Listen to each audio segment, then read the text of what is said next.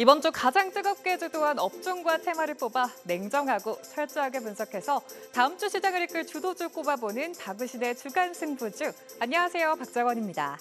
이번 주 가장 뜨거웠던 하나의 테마를 선정해 투자 얘기를 알려주시는 박우신 파트너와 함께 분석을 해보고요. 다음 주에 승부를 낼 유망주까지 뽑아보겠습니다. 자, 그럼 여기서 금요일의 솔로몬이죠. 명쾌한 분석과 판단을 내려주실 박우신 파트너 불러보겠습니다. 파트너님, 안녕하세요. 예, 안녕하세요. 네, 파트너님 먼저 이번 주 시장 어떻게 지켜보셨는지 궁금하거든요. 이번 주 어떠셨나요? 사실 이제 오늘 시장 같은 경우는 이번 주 시장과 결이 좀 다른 좀 긍정적인 흐름들이 나타나고 있습니다. 다만 이제 월요일부터 목요일까지의 과정들을 보면 전반적으로 분봉 단위로 봤을 때 고점과 저점이 조금씩은 낮아지는 지수의 형태를 띄었고요. 조금 더 세밀하게 들어가서 피부에 와닿는 부분들을 좀 보자면 거래가 부진한 게 좀 눈에 띄었던 한 주가 아니었나. 그러다 보니 이제 거래가 부진하다 보니 아무래도 시가총액이 좀 작은 기업들 위주로 소위 말하는 테마주 장세가 좀 한정적인 테마주 장세가 지속이 됐던 한 주가 이번 주가 아니었나라는 평가를 내려볼 수 있을 것 같습니다. 일단 말씀드린 대로 거래가 좀 부진한 측면도 있고 계절성도 우리가 무시는 못할 것 같은 게 이제 얼마 전에 이 양도세 관련된 항상 이맘때는 얘기가 나오는 거죠. 이 양도세 관련된 정책 변경을 좀 시사하는 이슈들이 뭐 저번 달부터 지속적으로 제기가 됐음에도 불구하고 이 부분이 아직 이제 선결이 좀 되지 못하다 보니까 여기에 대한 부담감이 일정 부분은 또 시장에 녹아 들어가져 있는 게 아닌가라는 판단을 합니다. 그렇다면 과거에 히스토리컬하게 봤을 때 이 양도세에 대한 이슈는 보통 한 12월 중순까지가 좀 그 영향력을 발휘한다라고 볼 수가 있거든요. 그렇다면 다음 주 정도까지라고 보시면 될 것 같습니다. 오늘 같은 경우는 지금 온디바이스 AI를 중심으로 굉장히 강한 시장이 형성이 되면서 시장이 어떤 추세 하락보다는 이제 일주일 동안 내려오던 부분들을 오히려 회복하는 그런 모습들을 보여주고 있는데 다음 주까지는 약간은 지수보다는 종목들은 좀 지지부진한 테마주 형태의 장세가 조금은 더 이어질 가능성이 높다라고 보고 있고요. 오히려 시장은 그 이후에 이제 또 소위 얘기하는 연말 연초 효과가 본격적으로 좀 나타나지 않을까라고 보고 있기 때문에 지금 당장은 어떤 조금 이제 매매를 하기에 뭐 테마주 위주로의 그러한 매매만 좀 시장에서 이제 통하는 그러한 시장이지만 이런 시장도 지금 뭐 그렇게 길게 갈 것 같지는 않습니다. 그래서 오히려 일주일 이후 한번 다다음 주 정도부터는 시장이 완연하게 좋아질 가능성을 염두에 두고 종목들을 좀 볼 필요가 있지 않을까 이런 판단을 하고 있습니다. 네, 거래가 부진했고 양도세 부담으로 인해서 한정적인 테마주 위주의 장세가 펼쳐졌다고 분석을 해주셨습니다. 그럼 박우신의 주간 승부주, 이번 주를 뜨겁게 달궜던 테마를 알아볼까요? 이번 주 증시를 달궜던 테마는 진단키트 관련주입니다. 자세한 내용 함께 만나보시죠. 최근 독감 유행이 지속되는 가운데 중국에서 기승을 부리던 마이코 플라즈마 폐렴까지 확산하자 제약사들이 분주하게 움직이고 있습니다.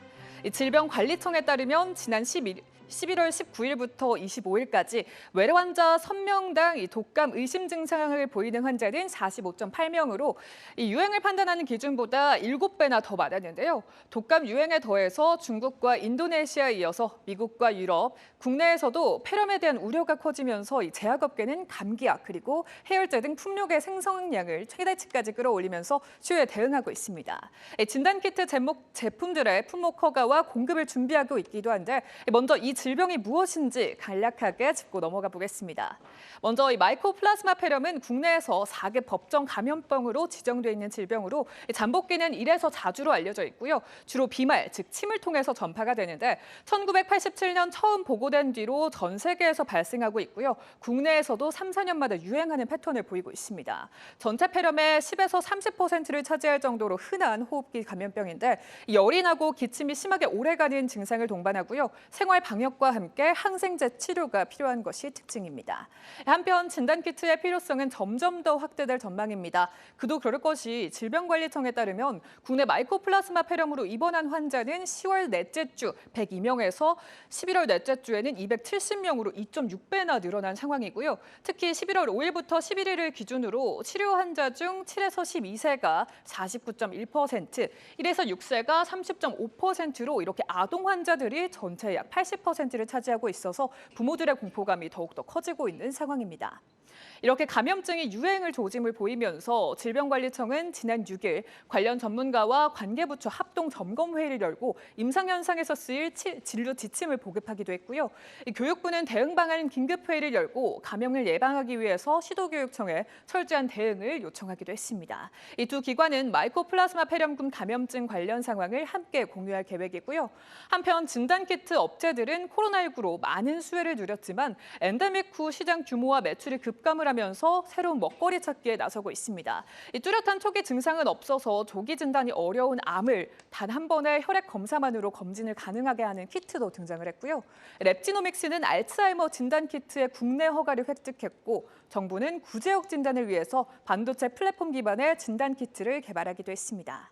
이렇게 여러 질병의 검진을 가능하게 하면서 진단키트의 수요 증가세와 관련주의 강세가 이어질지 지켜봐야겠는데요. 그렇다면 파트너님, 이 진단키트 관련주 투자할 땐 어떤 점을 주목해보면 좋을까요? 일단 서두에 시황 관련 말씀을 드린 대로 최근 시장은 여러 이유들로 인해 다소간의 이제 테마주 형태의 장세가 연출이 되고 있고 이러한 시장은 조금 더 이어질 공산이 높은 상황인데 그러다 보니까 이제 좀 파급력이 있는 이슈에 좀 반응하는 경향들이 있죠.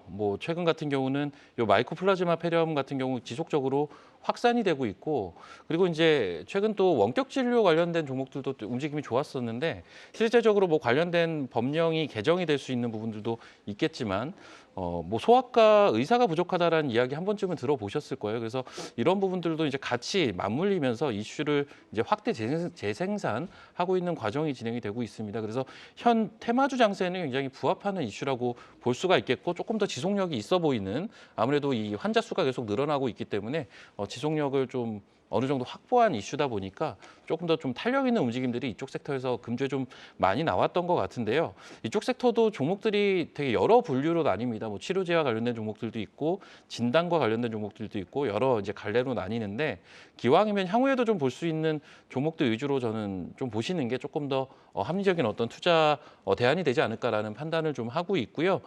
게다가 이제 이쪽 섹터에 속해 있는 상당수의 종목들은 소위 말하는 이제 기술적으로 낙폭과대에 속하는 낙폭과대 장기 소외주에 속하는 종목들이 좀 많다 보니까 그러한 부분에서도 단기적인 차익은 충분히 좀 세게 나올 수 있는 그러한 구간인지라 이쪽에 대한 투자 아이디어는 계속 좀 가져갈 필요가 있지 않을까라는 관점으로 이번 주 움직였던 섹터 중에 진단 키트주를 좀 말씀을 드려보고자 합니다. 네, 테마주 장세에 부합하는 이슈를 가지고 있는 섹터라고 정리를 해볼 수가 있겠고요. 또 코로나19 이후로 오랫동안 소외된 섹터였는데 마이코플라즈마 폐렴 확산으로 다시금 주목을 받고 있다고 짚어주셨습니다. 또 경기 부진에 대한 우려와 긴축 종료에 대한 기대감에 더 부각되는 낙폭과대 섹터라고 내다보셨는데 그럼 이 진단키트 관련주 안에서 탑픽 두 가지를 꼽아주시죠. 예, 말씀을 드린 대로 진단키트주들을 보면 코로나 때 실적이 엄청 좋았다가 적자로 전환한 기업이 대부분이에요. 하지만 여전히 흑자의 그런 기조를 보여주고 있고 실적 베이스가 향후에도 좀 기대가 되는 기업들로 좀 골라봤고요. 일단 첫 번째 종목은 바디텍 매드라는 종목인데 이 종목 같은 경우는 사실 이제 코로나 때도 많이 부각을 받았던 종목이지만 실적이 구조적으로 좀 성장하고 있는 키트 업체 중에 하나라고 볼 수가 있겠습니다. 게다가 이제 반려동물 진단이라든지 중국 쪽의 이제 기초의료 개혁 사업이라든지 내지는 브라질 남미 쪽에서는 약국 체인 사업이라든지 여러 개의 이제 신사업 포트폴리오를 구축을 하고 있기 때문에 다양한 그러한 수익 창출 수단이 있는 거죠. 그러다 보니까 업계 내에서도 다른 업체들과는 좀 차별화된 그런 실적들을 최근에 지속적으로 보여주고 있다라고 평가를 내려볼 수 있을 것 같습니다. 실제적으로 3분기 같은 경우도 한 88억의 영업이익을 냈을 정도로 지금 3분기까지만 해도 200억이 넘는 수준의 영업이익을 이미 기록을 했기 때문에 연간 기준으로는 한 300억 수준의 영업이익을 올해 달성할 것으로 보여지고 내년부터는 400억, 500억 단까지도 지금 성장할 것으로 구조적으로 성장할 것으로 보는 만큼 향후에도 좀 잘 보셔야 될 그런 키트주 중에 하나라고 보시면 되겠고요. 마지막으로 이 회사는 마이크로플라즈마 폐렴 관련된 진단 키트를 보유하고 있습니다. 이게 이제 국내 유일 보유하고 있는 이슈다 보니까 요거 자체도 어떤 주가에는 향후에 어떤 모멘텀으로 작용할 가능성이 있는 그런 이슈라고 보시면 될 것 같습니다. 다른 키트주들과는 주가 움직임이 좀 달랐어요. 그래서 다른 종목들 같은 경우는 바닥권에서 한 번씩 강하게 올라오는 그러한 흐름들을 보였다면 이 종목은 오히려 좀 무난하게 상승 추세를 그리면서 올 한 해 내내 좀 상승하는 그런 패턴들을 좀 보여주고 있는 좀 차별화된 움직임을 보여주고 있는데요. 일단 목표가는 22,000원까지 한번 보도록 하겠고요. 손절가 18,000원 말씀을 드리겠습니다. 그리고 이제 두 번째 종목도 역시나 이제 실적을 기록하고 있는 기업인데요. 랩지노믹스라는 기업이고요.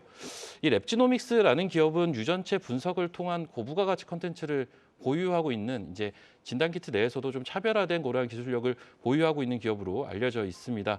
이 회사 같은 경우는 이제 뭐 실적이 어마어마하게 좋진 않아요. 하지만 실제적으로 보시면 상당수의 키트 기업들은 대부분 코로나 이후에 오히려 적자를 면치 못하고 있다면 그래도 이 회사는 흑자 기조를 좀 보여주고 있고 이 회사가 이제 클리아랩 QDX라는 이제 미국 회사를 인수를 했는데 요거에 대한 이제 어떤 회계적인 반영이라고 해야 될까요? 회계적으로 매출이 늘어나고 실적이 애드업되는 부분들은 내년 1분기부터 나타날 것으로 현재 시장이 보고 있는 상태입니다. 그래서 내년 1분기부터는 이제 좀 레벨업이 되는 실적을 보여줄 수 있는 기업으로 보시면 될 것 같고 주가 자체는 오히려 그 전에 좀 움직일 가능성을 열어두고 좀 보실 필요가 있지 않나라고 보여집니다. 마지막으로 최근에 이 회사는 7, 8, 9월 달에 주가가 오히려 굉장히 좋았었는데 그 당시에 이제 AI 병리 진단 서비스 사업에 진출하는 그런 모멘텀이 좀 존재했습니다. 지금 올 한 해 같은 경우는 이 AI 시장에 대한 관심이 굉장히 뜨거운 상태고 이 AI를 본업에 접목시키는 기업들이 차별화된 주가 움직임을 많이 보이곤 했는데 이 랩지노믹스 역시도 이 AI 병리 진단 서비스 시장에 진출을 하는 만큼 동사의 이제 본업 자체가 이 사업 영역이 고도화되는 부분들을 우리가 하나의 모멘텀으로 체크를 해볼 수가 있을 것 같고요. 이 종목은 일단 현재는 뭐 한 4,300원대 움직이는데 목표가는 한 5,200원대까지 열어놓고 보실 수 있을 것 같고요. 손절가 3,900원대 손절 이탈가 정해놓고 대응을 해보시면 좋지 않을까라고 보여집니다.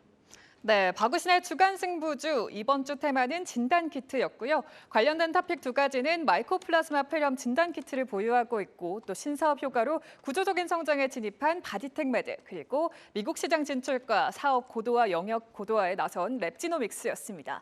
관련 모멘텀과 목표가, 손절가 잘 참고하셔서 투자하시는 데 도움되시기 바라겠습니다. 네, 그럼 저희는 다음 주에 더욱더 뜨겁고 매력적인 업종과 테마 찾아서 돌아오겠습니다. 파트너님 오늘 말씀 감사합니다.